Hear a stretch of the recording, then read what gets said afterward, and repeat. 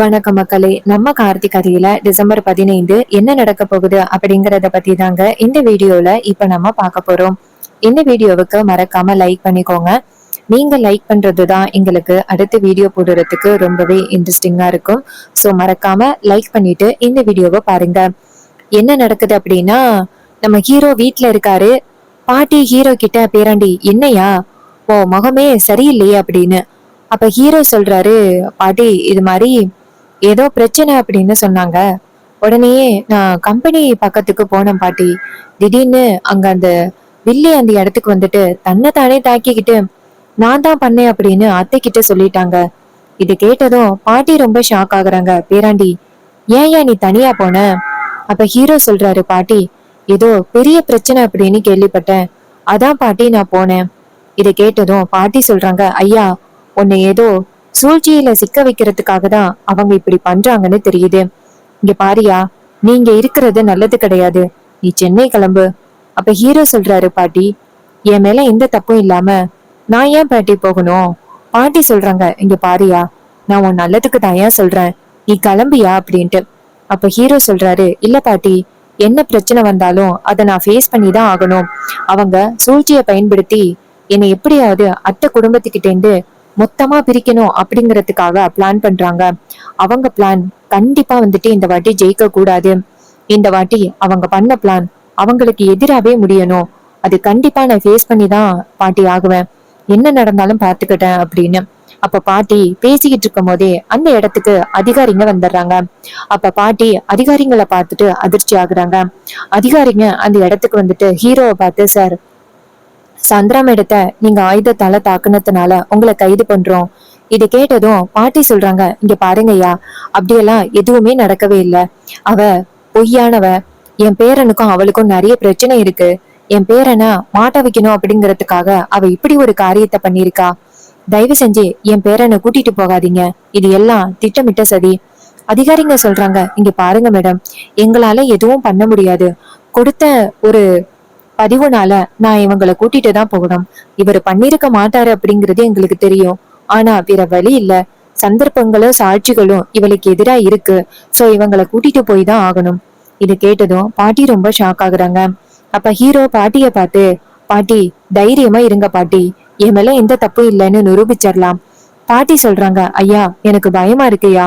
அவங்க இந்த மாதிரி ஒரு சூழ்ச்சியை பண்ணிருக்காங்க அப்படின்னா நீ வெளியில வர முடியாதபடியும் கண்டிப்பா பிளான் பண்ணி இருக்கிறதுக்கு வாய்ப்புகள் இருக்குயா. இங்க பாருயா, நான் எப்படியாவது அருணுக்கு இந்த விஷயத்த சொல்றேன். ஹீரோ சொல்றாரு, சரிங்க பாட்டி அப்படின்னு சொல்ல அதிகாரிங்க ஹீரோவை அந்த இடத்துல இருந்து கூட்டிட்டு போறாங்க.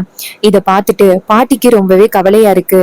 என் பேரன் இன்னும் எவ்வளவு கஷ்டங்களை அனுபவிக்க போறான்னு தெரியலையே கடவுளே அப்படின்னு பாட்டி அவசர அவசரமா நேரா அருணுக்கு போன் பண்றாங்க.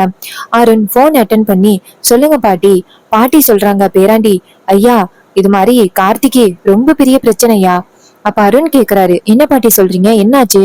பாட்டி சொல்றாங்க, ஐயா அந்த சந்திரா இருக்கால அப்படின்ட்டு விஷயம் எல்லாத்தையுமே சொல்றாங்க. இதை கேட்டதும் அருண் ரொம்ப ஷாக் ஆகி, பாட்டி ஏன் பாட்டி சின்னத்தை மட்டும் இப்படி பண்றாங்க? சரிங்க பாட்டி, நீங்க கவலைப்படாதீங்க. இன்னும் கொஞ்ச நேரத்துல என் தம்பியை வெளியில கொண்டு வர வேண்டியது என் பொறுப்பு. நான் அதிகாரிங்களை கூட்டிட்டு வரேன் அப்படின்னு சொல்ல பாட்டியும் சரியா சீக்கிரம்யா அப்படின்னு சொல்ல அவரும் சரி அப்படிங்கிறாரு. இன்னொரு பக்கம் நம்ம ராஜா மயிலு எல்லாருக்கும் விஷயம் தெரிய வருது. அதிகாரிங்க நம்ம ஹீரோவை பிடிச்சிட்டு போயிட்டாங்க சந்திராவால அப்படின்னு. ராஜா நேரா மயில பார்த்து, மாப்பிள்ள, யாரு மாப்பிள்ள இந்த விஷயத்த சொன்னது? மயில சொல்றாரு, மாமா, இந்த விஷயத்த மக்கள் எல்லாரும் பேசிக்கிட்டு இருக்காங்க. அவர் மேல எந்த தப்புமே இல்ல, ஆனா இவங்க பிடிச்சிட்டு போயிட்டாங்க. வாங்க மாமா போய் பாப்போம் அப்படின்னு சொல்ல அப்ப அந்த இடத்துக்கு ஈஸ்வரி வந்துடுறாங்க. நம்ம வில்லிக்கு வந்துட்டு கட்டெல்லாம் போட்டுட்டு வராங்க. அப்போ ஈஸ்வரி ரெண்டு பேரையும் பார்த்து, எங்க போறீங்க அப்படின்னு கேட்க ராஜா சொல்றாரு, ஈஸ்வரி நீ பண்ணது ரொம்ப பெரிய தப்பு. நீ ஏன் யோசிச்சு பாரு, மாப்பிள்ளை இப்படி பண்ணுவாரா? நீ பண்ணது ரொம்ப பெரிய தப்பு. நான் போயிட்டு மாப்பிள்ளைய கூட்டிட்டு வர போறேன். ஈஸ்வரி சொல்றாங்க, இங்க பாருங்க, அவனை கூட்டிட்டு வரத்துக்கு போனீங்க அப்படின்னா நீங்க திரும்பி வீட்டுக்கு வரக்கூடாது, ஞாபகத்துல வச்சுக்கோங்க. உங்க பொண்ணுவளையும் பாக்குறதுக்கு நான் அனுமதிக்கவே மாட்டேன். இதை கேட்டதும் அவர் சொல்றாரு, ஈஸ்வரி ஏன் இப்படி பிடிவாதமா நடந்துக்கிற? புத்திசாலித்தனமா நடந்துப்ப அப்படின்னு பார்த்தா இப்படி முட்டாள்தனமா நடந்துக்கிற. உன் தங்கச்சி சொன்னா அப்படிங்கறதுக்காக மாப்பிள்ளை மேல சந்தேகப்படுறியா? இங்க பாரு, மாப்பிள்ளை இப்படி பண்ணி இருக்கிறதுக்கு வாய்ப்பே இல்ல, இவதான் ஏதோ பிளான் பண்ணிருக்கா அப்படின்னு. அதுக்கு சந்திரா சொல்றாங்க, பாத்தியாக்கா, நான் எவ்வளவு காயம்பட்டு வீட்டுக்கு வர்றேன், நான் இப்படி பண்ணிருப்பேன் அப்படின்னு சொல்றாரு. பாத்தியா, யாருக்குமே என் மேல நம்பிக்கவே இல்ல. மயில சொல்றாரு, இங்க பாருங்க சின்னத்த, நீங்க தான் ஏதோ பிளான் பண்ணிருக்கீங்க அப்படிங்கிறது பச்சையா தெரியுது. நீங்க தேவையில்லாம மாப்பிள்ளைக்கு ஆபத்தை விளைவிக்கணும் அப்படிங்கறதுக்காக இப்படி பண்ணிருக்கீங்க. நீங்க பண்ண எந்த திட்டமே செல்லுபடி ஆகல அப்படிங்கறதுக்காக இப்படி ஒரு காரியத்தை பண்ணிருக்கீங்க. இதை கேட்டதும் வில்லி சொல்றாங்க, பாத்தியாக்கா, பாத்தியாக்கா எப்படி பேசுறத, இவங்க எல்லாருக்கும் அவன் தான் முக்கியம் அப்படின்னு. ஈஸ்வரி எல்லாரையும் பார்த்து, இங்க பாருங்க, யாராவது அவனை பார்க்க போனீங்க அவ்வளவுதான் அப்படின்னு சொன்னதோட அவங்க எல்லாரும் ரொம்ப ஷாக் ஆகுறாங்க. அதே நேரத்துல அருண் நிறைய அதிகாரிகளையும் வக்கீலையும் கூட்டிக்கிட்டு வராங்க. இன்னொரு பக்கம் ராஜா நேர ஈஸ்வரிய பார்த்து, இங்க பாரு, நான் போய் மாப்பிள்ளைய கூட்டிட்டு வரணும், தயவு செஞ்சு சொல்றதை கேளு அப்படின்னு. ரேவதி சொல்றாங்க, அம்மா, அவர் அப்படி பண்ணிருக்கிறதுக்கு வாய்ப்பே இல்ல, சித்தி தான் ஏதோ அப்படி பிளான் பண்ணி பேசுறாங்க. அதுக்கு வில்லி சொல்றாங்க, பாத்தியாக்கா, நான் பிளான் பண்ணி பண்ணிருப்பானா, கொஞ்சம் கூட இந்த வீட்டுல எனக்கு மரியாதையே இல்லாம போயிட்டு, உங்க யாருக்குமே என் மேல நம்பிக்கையே இல்ல. அக்கா, இந்த வீட்டுல இதுக்கு மேல நான் இருந்தேன்னா எனக்கு மரியாதையே இல்ல, நான் கிளம்புறேன்க்கா. ஈஸ்வரி அவங்க தங்கச்சியை நிப்பாட்டி, இங்க பாரு, எனக்குன்னு இருக்கிறது நீ மட்டும்தான் அம்மாவுக்கு அப்புறம், உன்னை நான் விடுவேனா? இங்க பாரு, அந்த கடவுளே வந்து உன்னை தப்பானவன்னு சொன்னாலும் நான் நம்ப மாட்டேன், நீ வாடி போகலாம். எல்லாரும் ஒரு நிமிஷம் நல்லா ஞாபகத்துல வச்சுக்கோங்க, யாராவது அவனுக்கு ஜாமீன் ஏற்பாடு பண்ணணும் அப்படின்னு போயிட்டு அவனை கூட்டிட்டு வந்தீங்க, அதுக்கப்புறம் இந்த வீட்டுக்கு யாருமே வரக்கூடாது, ஞாபகத்துல வச்சுக்கோங்க அப்படின்னு சொல்லிட்டு ஈஸ்வரி அந்த இடத்துல இருந்து போறாங்க. அப்ப வில்லி எல்லாரையும் பார்த்து நக்கலா சிரிச்சுட்டு போறாங்க. ராஜா நேரா மயில பார்த்து, என்ன மாப்பிள்ள இப்படி ஆகிருச்சு? மயிலு சொல்றாரு, அதான் மாமா எனக்கும் புரியல, அத்தை இந்த வீட்டை விட்டு போக கூடாது அப்படின்னு சொல்லிட்டாங்க, யாரு மாமா மாப்பிள்ளையே காப்பாத்துறது அப்படின்னு. ரேவதி சொல்றாங்க, அப்பா, இது எல்லாமே கண்டிப்பா சித்தியோட வேலைதான்ப்பா, அவங்கதான் இப்படி பண்ணிருக்காங்க. ராஜா சொல்றாரு, ஆமா, அவளோட வேலைதான், எப்படியாவது மாப்பிள்ளைய பழிவாங்கணும் அப்படிங்கறதுக்காக இப்படி இறங்கியிருக்கா, மாப்பிள்ளைய எப்படியாவது காப்பாத்தணும் அப்படின்னு சொல்லி பேசுறாங்க. இன்னொரு பக்கம் நம்ம ஹீரோயின் ரொம்பவே கவலையில இருக்காங்க. இன்னொரு பக்கம் அருண் நிறைய பெரிய அதிகாரிகளை கூட்டுக்கிட்டு நேரா அதிகாரிகளை பார்க்க வராங்க. அருண் நேரா, இங்க பாருங்க, என் தம்பி எந்த தப்புமே பண்ணல அப்படின்னு. அப்ப ஹீரோ ஜெயிலுக்குள்ள இருக்கிறத பார்த்துட்டு நம்ம அருண் அங்கிருந்து போயிட்டு, கார்த்தி, உனக்கு இப்படி ஒரு நிலைமையா, உன்னை பாக்குறதுக்கே ரொம்ப கஷ்டமா இருக்குடா, உன்னை இப்படி பாக்கணும் அப்படின்னு நினைச்சா நாங்க இங்க வந்தோம் அப்படின்ட்டு. அதுக்கு ஹீரோ சொல்றாரு, அண்ணன் என்னென்ன பண்றது, எல்லாம் சூழ்நிலையால நடந்துகிட்டு இருக்கு. அப்போ அருண் நேரா அதிகாரிய பார்த்து, இங்க பாருங்க, என் தம்பி இந்த மாதிரி ஒரு தப்ப பண்ணவே இல்லை, நீங்க தேவையில்லாம என் தம்பி மேல இவ்வளவு பெரிய பழி போட்டிருக்கீங்க, உங்ககிட்ட ஆதாரம் இருக்கா அப்படின்னு சொல்ல, அதுக்கு அவங்க சொல்றாங்க, இங்க பாருங்க, எங்களுக்கு வந்து ஆதாரம் அவங்க சொன்னது மட்டும்தான். இதை கேட்டதும் அருண் சொல்றாரு, இங்க பாருங்க, அவங்க பொய் சொல்லுவாங்க, அவங்க சொல்றத வச்சு என் தம்பி தப்பானவன்னு நீங்க எப்படி முடிவெடுக்கலாம், இன்னும் கொஞ்ச நேரத்துல என் தம்பி வெளியில வந்தே ஆகணும். அதுக்கு அவங்க சொல்றாங்க, இங்க பாருங்க, அப்படியெல்லாம் நடக்கிறதுக்கு இங்க வாய்ப்பே இல்ல, அவர் மேல தப்பி இருக்கு அப்படின்னு. அப்ப அந்த இடத்துக்கு பெரிய அதிகாரி ஒருத்தர் வராரு. அவரை பார்த்ததும் இன்னொருத்தர் ரொம்பவே ஷாக் ஆகி, வாங்க சார் அப்படின்னு சொல்ல, அவர் சொல்றாரு, இங்க பாருங்க, இவர் இப்படிப்பட்ட வேலையெல்லாம் பண்ற ஆளே கிடையாது, இவரு எவ்வளவு பெரிய ஆளு தெரியுமா, சர்வ சாதாரணமா இவரை இப்படி பிடிச்சு கொண்டாந்து வச்சிருக்கீங்க, நீங்க பண்றது ரொம்ப தப்பு, நீங்க பண்ண தப்புக்கு கண்டிப்பா உங்களுக்கு தண்டனை கிடைக்கும், யாரை கேட்டு இதெல்லாம் பண்ணீங்க அப்படின்னு சொன்னதோட அதிகாரி ரொம்ப அதிர்ச்சியாகி, சார் இவங்க மேல கம்ப்ளைண்ட் வந்துச்சு, அதான் சார் இவங்களை கைது பண்ணோம். அதுக்கு அவரு சொல்றாரு, இங்க பாருங்க, இவரு இப்படிப்பட்டவரு கிடையாது, யாரோ அவங்க கிட்ட தேவையில்லாம இப்படி சொல்லியிருக்காங்க அப்படின்னு. உடனே அதிகாரி சொல்றாங்க, சார் இது மாதிரி சந்தர்ப்பங்களும் சாட்சிகளும் அப்படி அமைஞ்சதுனாலதான் சார் இவங்களை பிடிக்கிற மாதிரி ஆயிருச்சு. அதிகாரி சொல்றாங்க, இங்க பாருங்க, இந்த தம்பி அப்படிப்பட்ட ஆளே கிடையாது, இவரை பத்தி எனக்கு நல்லாவே தெரியும், இவர் மட்டும் இப்படி கைதாகிருக்காரு அப்படின்னு மக்களுக்கு தெரிஞ்சிச்சுன்னா பெரிய பிரச்சனை ஆகிரும், இவரை இப்பவே ரிலீஸ் பண்ணுங்க. அருண் நேரா அதிகாரிய பார்த்து, இங்க பாருங்க, இப்பயாவது புரியுதா, என் தம்பி எந்த வித தப்பும் பண்ணிருக்க மாட்டான் அப்படின்னு.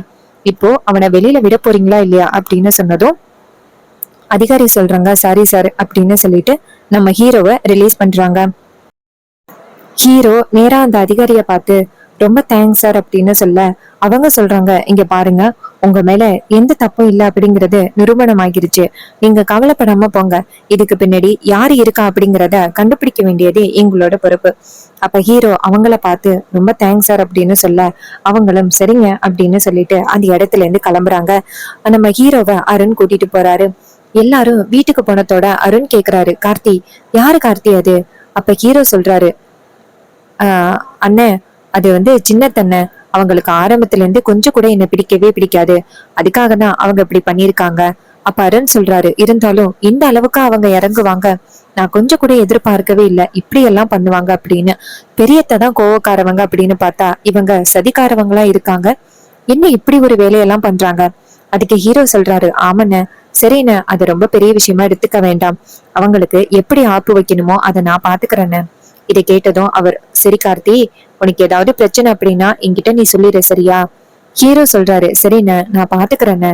அதுக்கு அவரு சொல்றாரு, சரி, நீ இப்ப சப்ல ஊருக்கு வந்துடுடா, இங்க எதுக்கு நீ தேவையில்லாத பிரச்சனையெல்லாம் அனுபவிச்சுட்டு இருக்கணும். அதுக்கு ஹீரோ சொல்றாரு, அண்ணன், பாட்டி கிட்ட இந்த கும்பாபிஷேகத்தை நடத்தி கொடுக்கறதா நான் வாக்கு கொடுத்திருக்கேன்.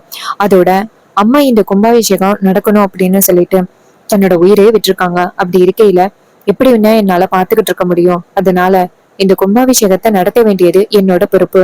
அதனால இந்த கும்பாபிஷேகத்தை நடத்தி முடிச்சுட்டு அடுத்த செகண்டே நான் ஊருக்கு வரேன். அருண் சொல்றாரு, இங்க பாருடா, அப்பாவும் உன்னை எப்ப பார்த்தாலும் நினைச்சுக்கிட்டே இருக்காரு. அதுக்கு ஹீரோ சொல்றாரு, சரிண்ணே, நான் கண்டிப்பா வரேன்னு அப்படின்னு சொன்னதோட அருணும், சரிடா, நான் போயிட்டு வரேன். இங்க பாரு, இதுக்கப்புறம் ஏதாவது பிரச்சனை அப்படின்னா என்கிட்ட சொல்லாம இருக்காத. அப்ப ஹீரோ சொல்றாரு, சரிண்ணே, உன்கிட்ட எப்படின்னு சொல்லாம இருப்பேன், நான் கண்டிப்பா சொல்றேன்னு அப்படின்னு சொன்னதோட அவரும், சரிடா, நான் கிளம்புறேன் அப்படின்னு சொல்லிட்டு அந்த இடத்துல இருந்து கிளம்புறாங்க. பாட்டி அருண் கிட்ட, சரி போயிட்டு வா அப்படின்னு சொல்றாங்க. அப்புறம் அருண் அந்த இடத்துல இருந்து போறாரு. அருண் போனதோட ஹீரோ நேரா பாட்டி கிட்ட, பாட்டி, இது எல்லாமே சின்னத்தையோட வேலைதான் பாட்டி. அவங்கதான் எப்படியாவது என்ன பழிவாங்கணும் அப்படிங்கறதுக்காக இப்படிப்பட்ட ஒரு காரியத்தை எல்லாம் பண்ணிக்கிட்டு இருக்காங்க. ஆனா இந்த அளவுக்கு இறங்குவாங்க அப்படின்னு நான் கொஞ்சம் கூட எதிர்பார்க்கல பாட்டி. பாட்டி சொல்றாங்க, பேராண்டி, நான் கூட தான் ஏன் எதிர்பார்க்கல, இந்த அளவுக்கு போவா அப்படின்னு நான் கொஞ்சம் கூட எதிர்பார்க்கவே இல்லையா? அப்ப ஹீரோ சொல்றாரு, பாட்டி, அவங்கள பொறுத்த வரைக்கும் என்ன எப்படியாவது பழி வாங்கணும், அதுதான் அவங்களுக்கு முக்கியம். அதனால என்ன ஆனாலும் அவங்களுக்கு பிரச்சனையே இல்லை அப்படின்னு அவங்க முடிவு பண்ணிட்டாங்க. இது எல்லாமே கண்டிப்பா அந்த காளியம்மா முத்துவோட திட்டமா தான் இருக்கும். அவங்கள தவிர்த்து வேற யாரும் இவங்களுக்கு இப்படி ஒரு திட்டத்தை தீட்டி கொடுக்க மாட்டாங்க. இவங்க இந்த திட்டத்தை வச்சுதான் இப்படி பிளான் பண்ணிருக்காங்க. இதை கேட்டதும் பாட்டி சொல்றாங்க, பேராண்டி, அவங்களுக்கு சரியான ஒரு பதிலடி கொடுக்கணும்டா. இப்படியே நம்ம வேடிக்கை பார்த்துக்கிட்டு இருந்தோன்னு வச்சுக்கிடுங்களேன், அவங்க இன்னும் ஏதாவது திட்டம் போட்டு நம்மளங்களை எப்படியாவது மட்டம் தட்டணும் அப்படின்னு தான் பாப்பாங்க. அதுக்கு நம்ம ஒரு வகையிலையும் நம்ம வாய்ப்பு கொடுக்கவே கூடாது. அவங்களுக்கு நம்ம யாரு அப்படிங்கிறத நிரூபிக்கணும். அப்ப ஹீரோ சொல்றாரு, சரிங்க பாட்டி, கூடிய சீக்கிரம் அவங்களுக்கு நான் சரியான ஒரு பாடத்தை கற்பிக்கிறேன் அப்படின்னு பாட்டி சொல்றாங்க. ஹீரோ சொல்றாரு. இன்னொரு பக்கம் நம்ம ஈஸ்வரிக்கு விஷயம் தெரிய வருது, நம்ம ஹீரோ ரிலீஸ் ஆகிட்டாரு அப்படின்னு. இதை கேட்டதும் ஈஸ்வரிக்கு பயங்கரமான கோபம்.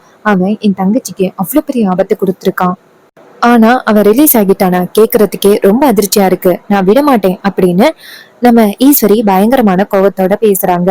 சோ இந்த கதைகள் எல்லாம் உங்களுக்கு பிடிச்சிருந்துச்சுன்னா இந்த வீடியோவுக்கு மறக்காம லைக் பண்ணிக்கோங்க. நம்ம சேனலை சப்ஸ்கிரைப் பண்ணிட்டு பக்கத்துல உள்ள பெல்லைக்கானையும் கிளிக் பண்ணி ஆல்னு செட் பண்ணிக்கோங்க. அப்பதாங்க அடுத்த வீடியோ போடும் பொழுது உங்களுக்கு நோட்டிபிகேஷன் வரும், பார்க்கலாம். சோ இதே மாதிரி வேற ஏதாவது ஒரு கதையில பார்ப்போம். தேங்க்யூ ஃபார் வாட்சிங்.